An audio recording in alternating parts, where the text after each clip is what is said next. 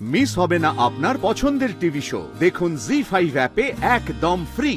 যতই আসুক ঝড় ঝাপটা করবে তারা পার, জীবন যুদ্ধে সফল হতে মানে না তারা হার। আজ এমনই চারজন দারুণ দিদির গল্প শুনবো।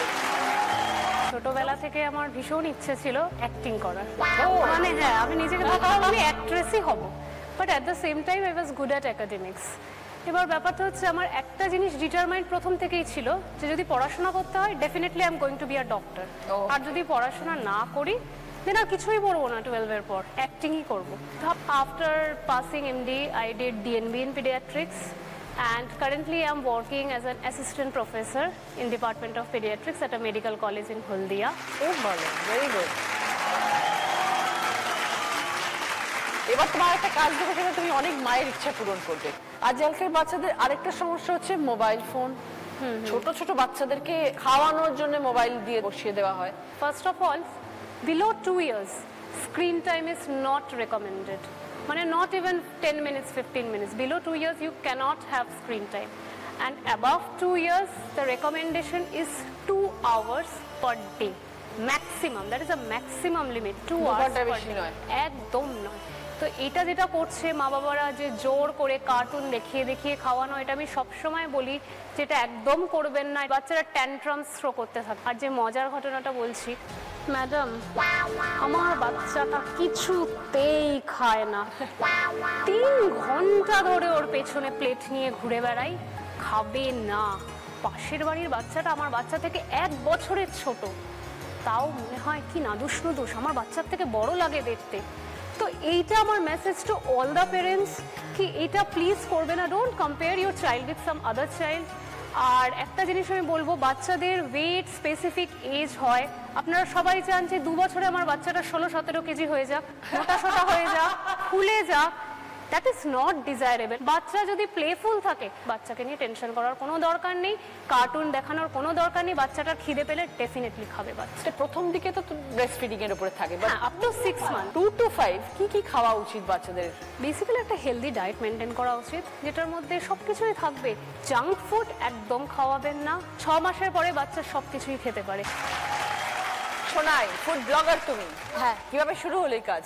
শুরু হলো বলতে আমি জিওগ্রাফি অনার্স নিয়ে পড়াশোনা কমপ্লিট করেছি, মানে গ্র্যাজুয়েশন কমপ্লিট করেছি। তারপরে আমার এমএসসিতে চান্সও হয়। যখন লকডাউন প্রপার 2020 সালে, আমি মানে কোনো কাজ ছিল না, কলেজ বন্ধ, টিউশন বন্ধ, তখন আমিও ভিডিও দেখতাম সবার। সেই ক্ষেত্র থেকে আমার মনে হলো যে আমিও তাহলে ভিডিও করব। সেই থেকে এবার প্রথমে আমি বাড়িতে বসে বসে, যখন লকডাউন, কোথাও বেরোনোর সুযোগ নেই, আমি শ্রীরামপুরের মধ্যে একটা ব্লগ করতে বেরোই, একটা মোমোর দোকানে শ্রীরামপুরের। সেখান থেকেই আমার ব্লগিং কেরিয়ার স্টার্ট। তো এইভাবেই করতে করতে আজকে আমার ইউটিউব চ্যানেলে প্রায় 5 লক্ষের কাছাকাছি সাবস্ক্রাইবার, ফেসবুকে রয়েছে 2 লাখের উপরে সাবস্ক্রাইবার, আর ইনস্টাগ্রামেও ফলোয়ার্স রয়েছে। ওয়েস্ট বেঙ্গলের মধ্যেই নাকি তুমি তোমার জেলার মধ্যেই করো? না, অল ওভার ওয়েস্ট বেঙ্গল বলতে পারেন, বিশেষ করে কলকাতা, আমাদের হুগলি বা বিভিন্ন জেলায় আমি যাওয়ার চেষ্টা করি। কোন ভিডিও থেকে মেইনলি তোমার ভিউয়ার্স ভাইরাল বাড়তে থাকলো এবং তুমি ভাইরাল হলে? আমার ভিডিও ফার্স্ট ভাইরাল হয়েছিল আমাদের চন্দননগরে একটা স্ট্যান্ড রোড যেখানে রয়েছে, ওখানে একজন ঘটি গরম বালা কাকু থাকেন। তো উনি মানে নিজস্ব মানে স্টাইলে ঘটি গরম বিক্রি করেন। আমি ওই ভিডিওটা হঠাৎ করেই শুট করে আপলোড করেছিলাম। এবার সেই ভিডিওটাই আমার ফার্স্ট 1 লাখ ভিউজ হয়েছিল।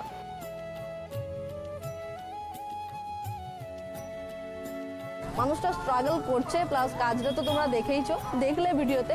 আমার দারুণ লেগেছে। কি নাম দিয়েছো তোমার চ্যানেলের নাম বং ইনসেন।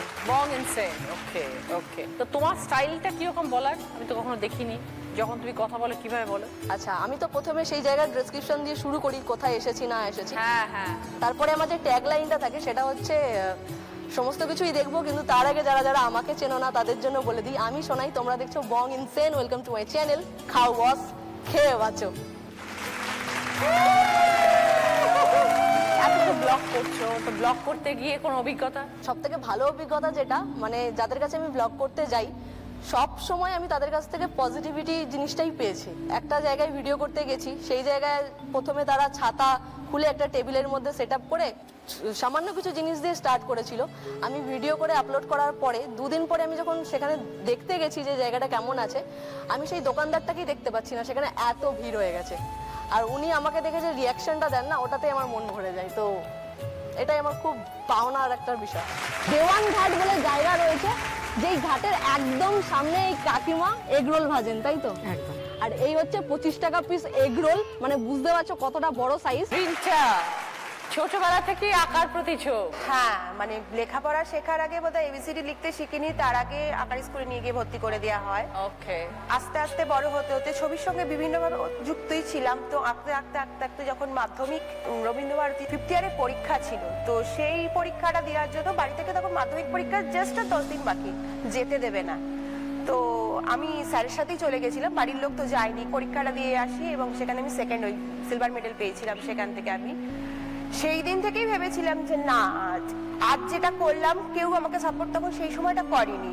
আজ আমি একা গিয়ে যে জিনিসটা অ্যাচিভ করে এলাম, সেটা সেদিন যদি ডিসিশনটা না নিতাম হয়তো হতো না। 11-এ ওঠার পর যখন রেজাল্টটা খানিকটা খারাপ হলো, 11-এ পরীক্ষার, অসুস্থ হয়েছিলাম 11-এর অ্যানুয়াল পরীক্ষার সময়। তো বাবাকে বলা হলো, স্কুল থেকে গার্জেন কল হয়েছিল, ক্লাস 12-এ উঠে গেছি, নাম ডাকছে, অথচ গার্জেন আসেনি বলে মানে নাম ডাকছে না। তো বাবাকে বললাম যে এরকম গার্জেন কল হয়েছে স্কুল থেকে, তো তুমি একবার যাও দেখা করো। খুব বকাবকি করলো, মারধরও করলো। তো সেই তারপর আমি ডিসিশন নিলাম না, মানে বাড়ি থেকে পালিয়ে গেলাম। পালিয়ে গেলে কোথায় গেলে? বিয়ে করে নিয়েছিলাম সেই সময়। তারপর তুমি তখন কতটুকু? ক্লাস 11। ওটা আমার একটা বড় ভুল ছিল জীবনে। তো পড়াশোনা হয়তো স্টপ হলো ওইখানেই আমার গিয়ে, কিন্তু আঁকাটা কোনোদিন থেমে যায়নি। আমার হাজব্যান্ড বলেছিল তুমি যদি পড়াশোনা করতে চাও, তুমি ভর্তি করে দিচ্ছি, তুমি করো। তারপর তো ছেলে হয়ে যায়। ছেলে হওয়ার পর কিন্তু আঁকার সাথে আমি কোনো না কোনো ভাবে যুক্ত ছিলাম। শ্বশুরবাড়ির দিক থেকে প্রবলেম ছিল, আমি পাল ছিলাম বিয়ের আগে এবং ওরা চক্রবর্তী ছিল, সেটা মতো একটা প্রবলেম ছিল। তো সেইভাবেও সাপোর্ট করতো না। আগেকার দিনে একটা মেন্টালিটি মেনটেন করতো। তো পছন্দ করে তো বিয়ে করেছে, এগুলো তখন ক্লিয়ার করোনি, তাও ছোট এত পায়ে। কিন্তু আমার ওই জিনিসটা পোর্ট্রেট আঁকার এটা আমার বরাবরই ছিল। হাজব্যান্ডকে বসিয়ে বাড়িতে প্র্যাকটিস করতাম, সবাই নাম। প্রচুর প্রতিকূলতার সাথে কাটিয়েছি জীবন। তোমার কি মানে থাকাটা কমফোর্টেবল ছিল? কোনো কিছুই কমফোর্টেবল ছিল না, প্রচুর অবস্ট্রাগল ছিল আমার ইয়েতে, লাইফে। তো এগুলো কাটিয়ে ছেলেকে মানুষ করেছিলাম খুব ভালো করে, নিজের মতো করে। সেই সময় আমার হাজব্যান্ড মারা যায়, ছেলেকে নিয়ে পুরো একা, সম্পূর্ণ একা সেই থেকে। তো সেই থেকে তারপর থেকে আমার আলাদা রকমের একটা লড়াই শুরু। তারপর 18 সাল এরকম ঘটে যাওয়ার পর প্রফেশন আমি চিন্তা করলাম যে এবার এটাকে প্রফেশনালি করব। আর যা যা কাজ করেছি আমি কলকাতাতে প্রচুর জায়গায় এক্সিবিশন করেছি। মুম্বাই গেছিলাম রিসেন্ট জুলাইতে, নেহেরুতে করে এসেছি। ব্যাঙ্গালোরে গেছিলাম জানুয়ারিতে, সেখানেও করে এসেছি। নেক্সট জানুয়ারিতে আমার আবার ব্যাঙ্গালোর আছে। খুব ভালো। বাবা মারা এই যে বাচ্চাদেরকে জোর জবরদস্তি করে বলে পড়াশোনাই করতে হবে, ডাক্তারি হতে হবে, ইঞ্জিনিয়ারিং হতে হবে, দ্যাটস নট রাইট। আমার বাবা মাও চেয়েছিল আমি পড়াশোনাতে ভালো ছিলাম, ফার্স্ট গার্ল ছিলাম স্কুলে, যে ডাক্তার হতে হবে এরকম একটা। কিন্তু আমার কিন্তু বরাবরই প্যাশন ছিল এই জিনিসটার প্রতি, এবং আমি এই প্যাশনটাকে হয়তো ধরে রেখেছিলাম বলেই আমি আজ এই জায়গায় দাঁড়িয়ে, মানে মঞ্চে দাঁড়িয়েছি। প্রত্যেকটি মানুষের মধ্যে কিছু না কিছু ট্যালেন্ট লুকানো থাকে, সেটাকে একদম ধামাচাপা দিতে নেই। না, খুব ভালো থেকো একদম, এবং এইভাবেই জীবনে আরো এগিয়ে যাও। জি5 ডাউনলোড করুন আর সব এপিসোড দেখুন একদম ফ্রি।